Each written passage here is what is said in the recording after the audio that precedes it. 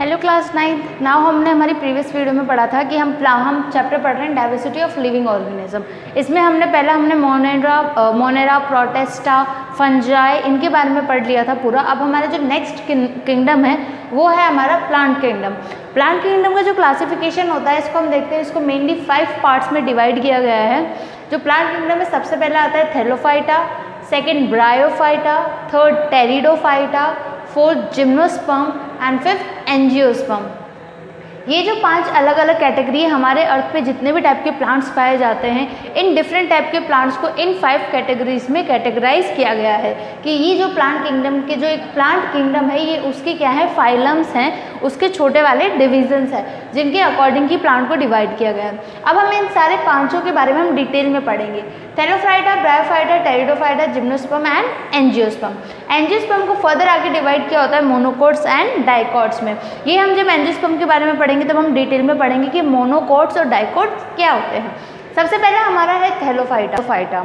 Thallophyta जो है इसको कॉमनली एल्गी के नाम से भी जाना जाता है, यानी कि वो प्लांट्स होते हैं जिनमें क्या होता है कि इनमें वेल डिफाइंड यानी कि प्रॉपर तरीके से इनमें स्टेम, लीव्स, रूट्स नहीं डेवलप्ड होती है। मतलब वो होती हैं लेकिन वो क्या है, डेवलप नहीं होती, उनकी फंक्शनिंग प्रॉपर तरीके से नहीं होती, इसलिए इनको हम थैलोफाइटा एंड एल्गी बोलते हैं। इनकी बॉडी डिज़ाइन जो होती है वो वेल डिफाइंड नहीं होती। दूसरा, ये प्रीडोमिनेंटली एक्वेटिक प्लांट होते हैं। प्रीडोमिनेंटली एक्वेटिक प्लांट का मतलब क्या होता है कि ये जो थैलोफाइट जो प्लांट्स होते हैं ये कॉमनली एक्वेटिक एरिया में, मतलब एक्वेटिक में ही पाए जाते हैं, वाटर बॉडीज़ में ही पाए जाते हैं। जैसे कि पानी जो होगा उसकी लोअर सरफेस जो होती है, डीपेस्ट सरफेस, वहाँ पे थैलोफाइटा ही पाए जाते हैं। ये डिफरेंट टाइप के प्लांट्स होते हैं जो कि काफ़ी, कुछ इनमें से माइक्रोस्कोपिक भी होते हैं जिनको हम नॉर्मल आई से नहीं देख सकते, कुछ थोड़े बड़े होते हैं। तो ये सारे हमारे किस में आते हैं, थैलोफाइटा में आते हैं। इनका एग्जाम्पल है जैसे कि spirogyra and chara. Spirogyra and chara are the example of thallophyte plants. These are mainly found in the water bodies at the depth of the water bodies, like different type of ponds, seas, river, etc.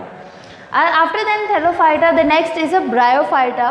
Bryophyta mainly they are also known as amphibians of plant kingdom. Why they are known as amphibian of plant kingdom? Because they are found on the terrestrial and the aquatic, on both the conditions and both the areas. That's why they are known as the amphibians. Amphibians are the animals, or amphibians are those animals which live on both the land and the water. So bryophytes जो होते हैं वो पानी और land में दोनों जगह पे ग्रो कर सकते हैं, दोनों जगह पे पाए जाते हैं, इसीलिए इनको एम्फीबियन ऑफ प्लांट किंगडम भी कहा जाता है।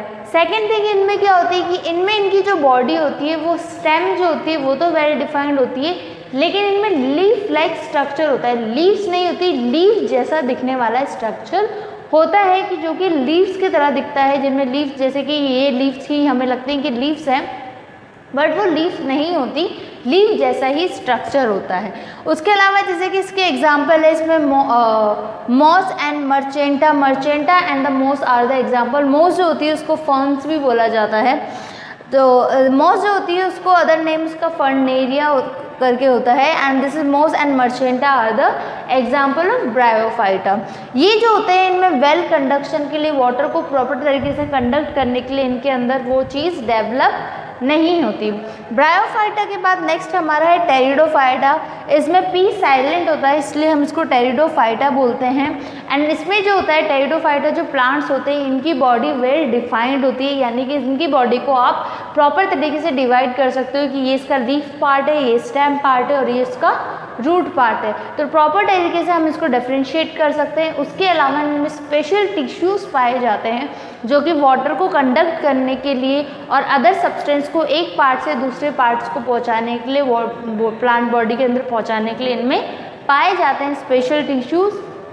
अदर देन इसके एग्जाम्पल है marsilea and ferns. Marsilea and ferns are the example of pteridophyte.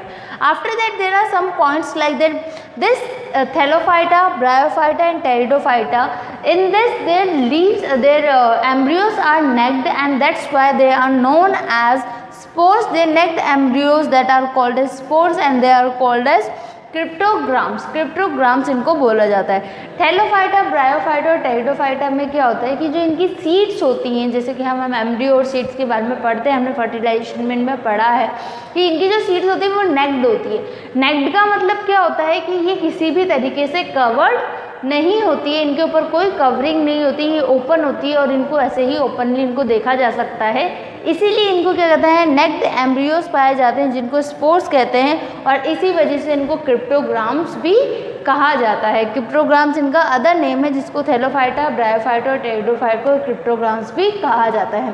If exam में क्वेश्चन आता है कि व्हाई आर टेरिडोफाइट या फिर ब्रायोफाइट या thallophyte are known as cryptogram, your answer you have to write that because they have the necked embryos which are known as spores, that's why they are known as cryptograms. After cryptograms, next is the phenograms. Phenograms are those plants that just like angiosperm and gymnosperm which have covered seeds over them.